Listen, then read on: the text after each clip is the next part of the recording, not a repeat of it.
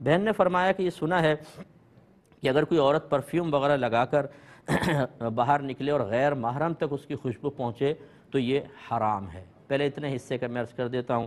دیکھیں نبی کریم صلی اللہ علیہ وسلم نے عورتوں کے لیے یہی حکم فرمایا کہ وہ ایسی خوشبو لگائیں جس کا رنگ تو ہو لیکن وہ پھیلے نہیں، جو زیادہ تر علماء نے فرمایا کہ مہندی جیسے ہے، اس میں خوشبو بھی ہوتی ہے، وہ لگائیں، زیادہ پھیلے گی نہیں اور اس میں رنگ نظر آئے گا۔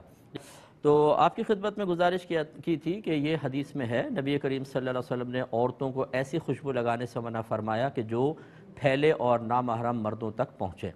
تو اس لیے اس سے اجتناب کرنا چاہیے، اور جس کو نبی کریم صلی اللہ علیہ وسلم منع فرما دیں وہ حرام نہیں ہوتا، مکروہ تحریمی ہوتا ہے، یعنی حرام سے نزدیک۔ جو قرآن کی ایسی آیت سے حرام ہونا ثابت ہو جس آیت میں اس کی وضاحت میں کسی مجتہد کو، کسی مفسر کو کوئی کلام کرنے کی حاجت ہی نہ ہو، بہت واضح ہو، اسے نص قطعی کہتے ہیں، اور اس سے جو حرمت ثابت ہوتی ہے اس کو حرمت قطعیہ کہتے ہیں، ٹھیک ہے؟ تو یعنی حرام ثابت ہوتا ہے، سمجھ لیں۔ اور حدیث سے اگر کسی چیز کی ممانعت ثابت ہو تو اس کو مکروہ تحریمی کہتے ہیں، یعنی اس میں بھی کنڈیشنز ہیں، بعض اوقات تو صرف خلاف مستحب بھی ثابت ہوتا ہے، لیکن اگر سختی سے منع کیا ہے اور دیگر کوئی ایسی علامت نہیں ہے کہ وہاں پر مکروہ تحریمی کے علاوہ کوئی اور چیز ثابت ہوتی ہو تو مکروہ تحریمی ہی ثابت ہوگا۔ اس کا مطلب یہ ہے کہ عوام اس کا فیصلہ نہیں کر سکتی کہ یہاں جو ممانعت ہے اس کا درجہ مکروہ تحریمی کا ہے، اصاعت کا ہے، مکروہ تنزیہی ہے، خلاف اولیٰ ہے، یہ علماء بتائیں گے۔ تو اس کا جو ہے یہ مکروہ تحریمی کا درجہ ہے،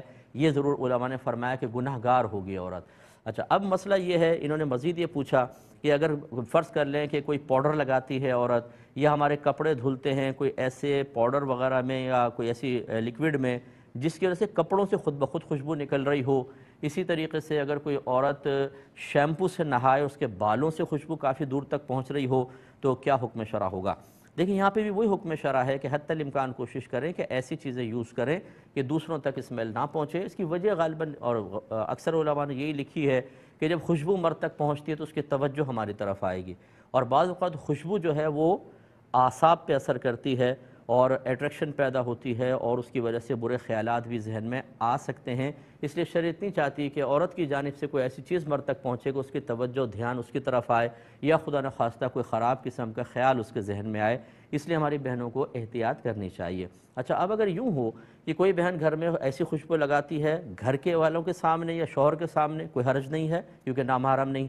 دوسرا یہ کہ اگر وہ گھر سے نکلتی ہے فوراً گاڑی میں بیٹھتی ہے، فرض کر لیں، اور کسی شادی ہال تک پہنچی اور وہاں عورتیں علیحدہ ہیں، تو اب اس کو لگا کر نکلنے میں مسئلہ نہیں ہے کیونکہ آپ کوئی نامحرم تک خوشبو نہیں پہنچ رہی، شوہر کے ساتھ ہیں فرض کر لیں، تو یعنی مطلقاً ایسی خوشبو لگانا جو دور تک پہنچے منع نہیں ہے، یہ اسی وقت ہے کہ جب نامحرم تک پہنچنے کا اندیشہ ہو، تو اس لیے بہنیں تھوڑی سی احتیاط کے ساتھ لگائیں۔ باقی مستثنیٰ صورتیں اس کی بہت ساری ہو سکتی ہیں، بعض اوقات کچھ ایسی ریکوائرمنٹ کوئی بہنیں جاب وغیرہ کرتی ہیں، وہاں کی کچھ ایسی ریکوائرمنٹ ہو سکتی ہیں کہ جس میں اس کا استثناء ہو جائے، تو وہ خاص کنڈیشن جب کوئی آئے گی تو انشاءاللہ اس کا جواب دے دیں گے، لیکن مطلقاً جو ہماری بہنوں کے لیے حکم شرع ہے وہ یہی ہے جو آپ کی خدمت میں